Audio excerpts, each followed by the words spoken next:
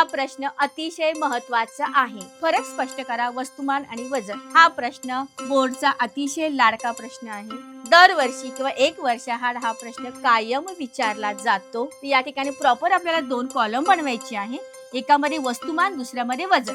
गरजेचं नाही आहे की पहिल्या कॉलम मध्ये तुम्ही वस्तुमानच लिहिलं पाहिजे.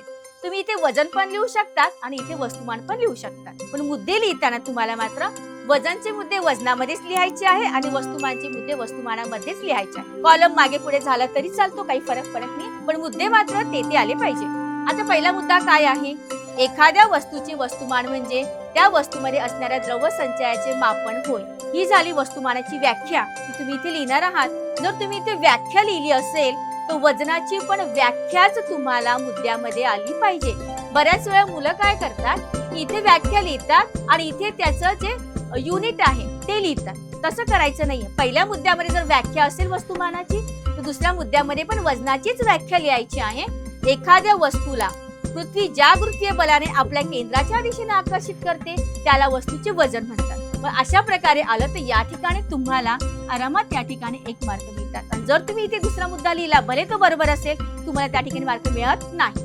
दुसरा मुद्दा, या राशीला परिमाण असते पण दिशा नसते. त्या संबंधित मुद्दा पण इथे वजनामध्ये तुम्हाला लिहायचा आहे की या राशीला परिमाण व दिशा दोन्ही असतात. त्यानंतर तिसरा मुद्दा, हे विश्वात सगळीकडे सारखे असते. वस्तुमान, तुम्ही विश्वामध्ये कुठेही गेलात, चंद्रावर जरी गेलात तर वस्तुमानाची जे काही परिमाण आहे तो त्या ठिकाणी बदलत नसतो.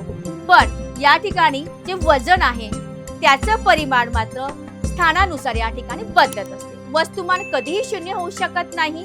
या ठिकाणी वजन जे आहे पृथ्वीच्या केंद्राशी 0 होते. आणि त्यानंतर याचे SI एकक किलोग्राम आहे, याचे SI एकक न्यूटन आहे. या 5 मुद्द्यापैकी कुठलेही 2 मुद्दे जर तुम्ही परफेक्ट लिहिले असतील ना तरी तुम्हाला 2 मार्क त्या ठिकाणी मिळतात. आणि रिस्क नको म्हणून तुम्ही 3-4 मुद्दे जे सोपे आहेत ते तुम्ही आरामात लिहू शकतात. म्हणजे तुम्हाला पैकीच्या पैकी ते 2 मार्क या ठिकाणी मिळतात. संपूर्ण व्हिडिओ पाहण्यासाठी आपल्या कल्लाकार एज्युकेशन चॅनलला नक्की भेट द्या.